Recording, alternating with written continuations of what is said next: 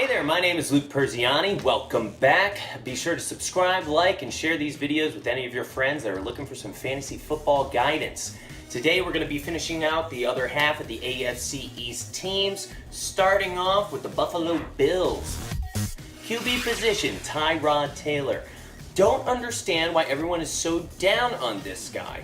As far as scrambling running backs go, he's the only QB in the league over the past 2 seasons that's had over 500 yards rushing and over 3,000 yards passing. I don't like what the Buffalo Bills are doing to his roster by shipping away Sammy Watkins. We'll be talking about that in a minute. I think we can expect a lot of Tyrod Taylor to LaShawn McCoy this year. There's no one pushing for his job. I think he's going to be consistent with what we've seen so far. He's the best running quarterback in football right now. He's going to be free. I like him. Moving on, LaShawn McCoy. He's going to be a stud this year. Let's not forget that the Buffalo Bills were, I think, the 6th in the league in terms of offensive production last year. So they know how to produce offense. It doesn't seem like it when you look at the roster, like across the board, you wouldn't expect them to be such a good offensive unit, but they know how to score. They know how to push the ball down the field. So I like LaShawn McCoy to have a big year this year. He's got no one behind him that's going to give him any competition. Big fan. Wide receivers. Why do you get rid of Sammy Watkins when he's finally emerged and as fully healthy? The only thing the GM of the Buffalo Bills wants to do is delete everything that had been done by his predecessors. He just wants a clean slate.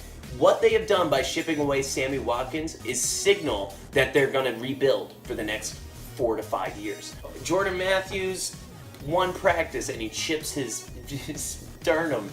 Oh, talk about Bill's luck. I don't think Jordan Matthews has that big a year, even if he does play healthy when he comes back. I'm not a big believer. Charles Clay is a dependable tight end. I think he gets a good amount of targets.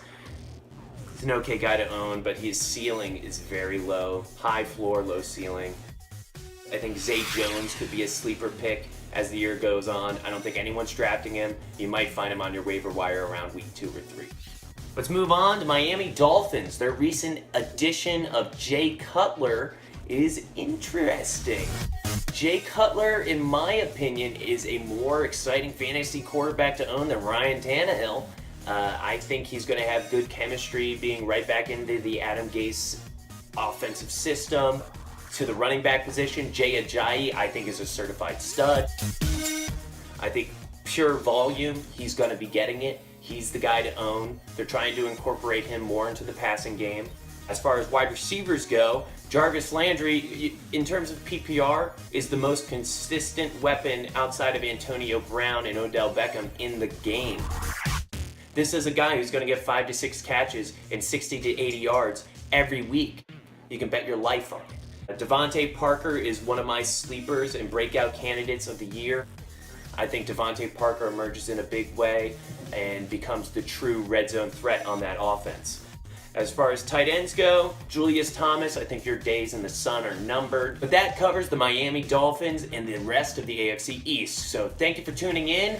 Next time, I'll move on to the AFC South, where there are a lot of fun names to discuss in terms of fantasy. Subscribe, like, and share. I'll see you next time.